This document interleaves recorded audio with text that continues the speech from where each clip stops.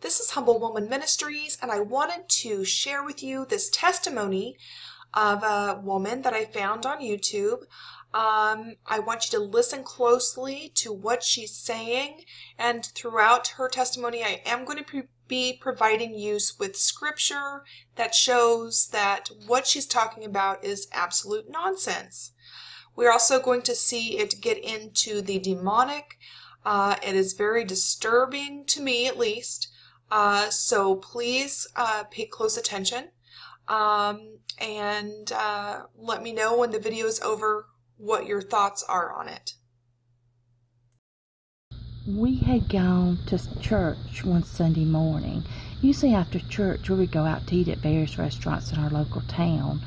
We'd gone to a place that has steaks, and all of us would get steaks, and we get different things like steaks, either vegetables, and I like to get the sirloin tips with mushroom gravy over mashed potatoes. That was my favorite thing. And I had eaten that before, never had any problems.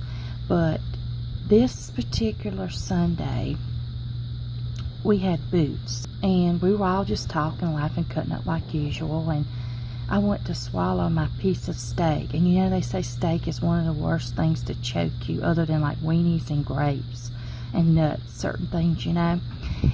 And all of a sudden I felt it get lodged in my throat, and I knew I was in trouble, and I just could not do anything. It was like I was paralyzed, could not even move. I couldn't talk to tell anybody. All of a sudden it went into darkness, and I felt like my body was slipping away. And then all of a sudden, right before the transition of, I stood up. And to this day, I don't know how I stood up. I think it was my angels, my guardian angels, that actually picked me up and put me in front of the table. And at the time of the transition, when I was in the darkness and I was getting ready to go into the, light, I started to see light. And it was just like light all in front of me, beautiful white light. And I just quickly I glanced down, because I felt like my body was just rotating. It was just going up really slow after I started getting in light. And I just happened to look down, and I just faintly saw myself. I had just like leaving my body, and in between where I was in my body, it was like this white looking, like fuzzy looking white and gray stuff between my body and you know, what I think is my spirit was just rising. See, I was already dying. I was going to heaven, and I knew it too. It's like they say, you know it when you feel it. You know that's what it is. You know, they have all these things where they talk about, they try to justify it with science, and it's something in your brain that does all this. But I dispute that, because you know what? I knew it. And you know, and how would a 12-year-old know that? You know what I'm saying? Because the spirit inside of you is oneness with God. He is our creator. We have that connection with us. And you know, he's made of light. We're made of light. It connects us, you know. And I knew it even at 12 years old. And next thing I know, I see clouds. I could see blue skies too. And the next thing I know, I am grabbed by each one of my arms by both of my guardian angels. I found out that my main archangel, who is my protector of evil, among other things, is Gabriel. And y'all know from the book, you know, from the Bible, that there are 7 archangels in the Bible that's mentioned. And my angel is Archangel Gabriel. And now I know why, because, you know, he's the one that's been helping me to get these things done through the site now. And then also on the other arm, he was on this side. On the other arm was Gloria, who was a female angel. She was a beautiful angel. It was like we were just floating on the air in these clouds. And all of a sudden, I sensed something off to my left. and it was like this bright light. It was brighter than anything else. And I knew instantly that that was my father. And I'm going to tell you what he told me. And I didn't get to talk to him, but it's like we acknowledged each other. John 1:18 says, "No one has ever seen God, but the one and only Son, who is himself God and is in closest relationship with the Father, has made him known." Exodus 33:20 says, "But he said, 'You cannot see my face, for no one may see me and live.'" John 6:46 says, "No one has seen the Father except the one who is from God. Only he has seen the Father." Hebrews 9:27 says, "And as it is appointed unto men once to die, but after this judgment." So we die once and then judgment. There is no tripping in and out of heaven. And then the next thing I know, I was shown that I would be involved in the book of Revelations, that there was purposes for me to be served this time. And then all of a sudden it was like I was placed in another room.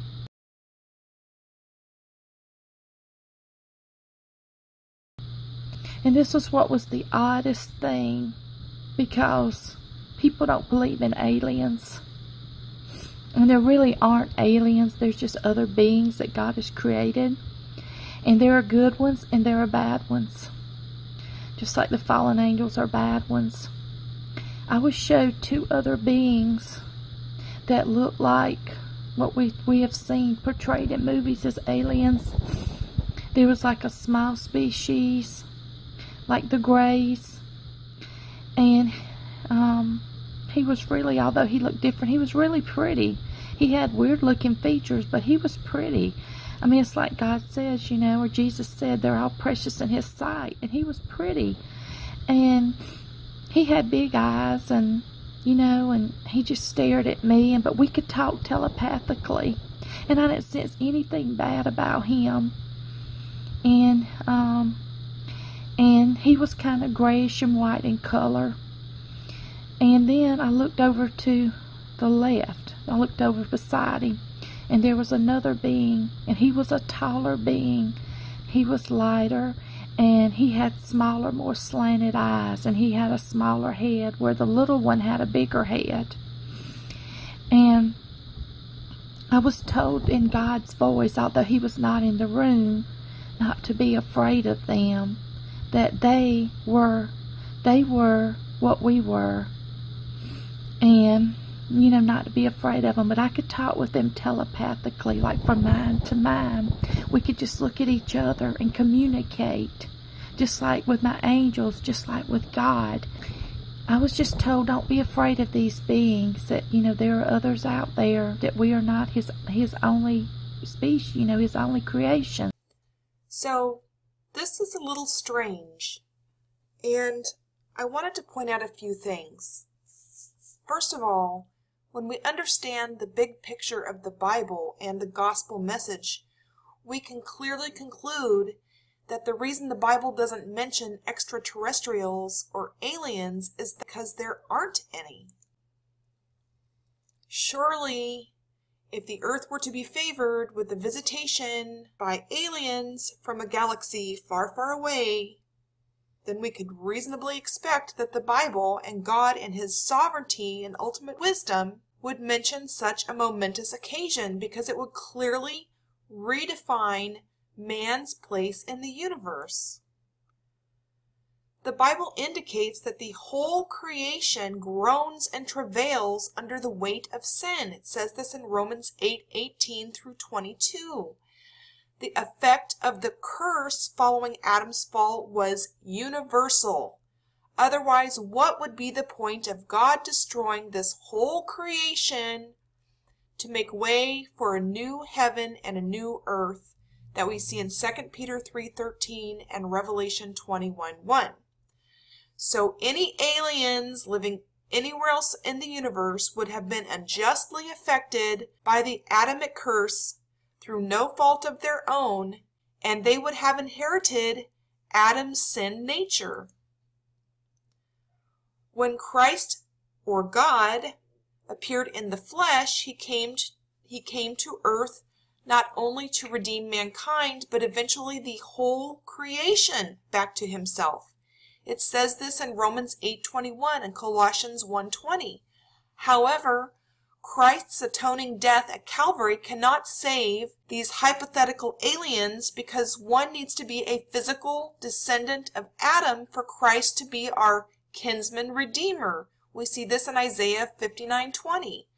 Jesus was called the last Adam because there was a real first man, Adam. We see this in 1 Corinthians 15:22 and 1 Corinthians 15:45. Not a Vulcan, not a Klingon, not a Gray, okay? This was so a sinless human substitute would take on the punishment of all human sin. We see this in Isaiah 53:6, Isaiah 53:10. Matthew 20:28, 1 John 2:2, and 1 John 4:10, with no need to atone for any non-existent sin of his own. Since this would mean that any aliens would be lost for eternity when this present creation is destroyed in a fervent heat that we read about in 2 Peter 3:10 and 2 Peter 3:12, some have wondered whether Christ's sacrifice might be repeated elsewhere for other beings. However, Christ died once for all. We see this in Romans 6:10 and 1 Peter 3:18. On the earth, he is not going to be crucified and resurrected again and again on other planets. See Hebrews 9:26. This is confirmed by the fact that the redeemed earthly church is known as Christ's bride in Ephesians 5:22 through 33, Revelation 19:7 through 9, and a marriage that will last for eternity. Christ is not going to be a polygamist with many other brides from many other planets. The Bible makes no provision for God to redeem any other species any more than to redeem the fallen angels. See Hebrews 2:16. And I don't know if these will have something to do with revelations or it's just something he wanted me to know. I have not received any discernment on it, but I really haven't asked much about it because I didn't sense anything bad about them. And then I left that room. They took me out of that room, and then I went back out into the bright light. All of a sudden, I had no choice. He just pushed me. He pushed me down with so much force. And I started going down, and I went back down faster than I ever came up. And the next thing I know, it was just like a whirlwind. I was thrust back in my body. And I even saw the darkness as I transitioned and went back into my body. And all of a sudden, I felt my body. I felt the pain. I was weak. I was shaking and trembling. Felt like my legs was going to collapse on me. And I felt like these blows to my back. And the third blow, all of a sudden, the steak just came thrusting out of my mouth.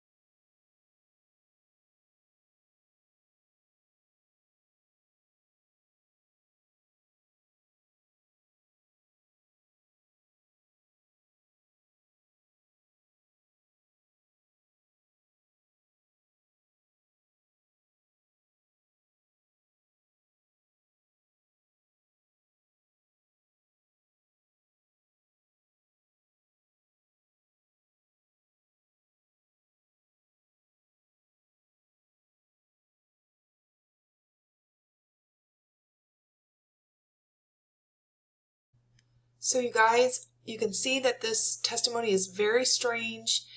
And the thing that bothers me the most about it is that she talks about the aliens. Now, I personally don't believe that people can go to heaven and come back. We don't see anything scriptural to back that claim up. We do see people having visions of heaven, but really the only person that we know of that went to heaven and came back is Jesus. So when somebody claims that, I'm skeptical. Maybe I could get past that, but when she starts talking about the aliens in heaven, that's the point when I'm like, okay, something's not right.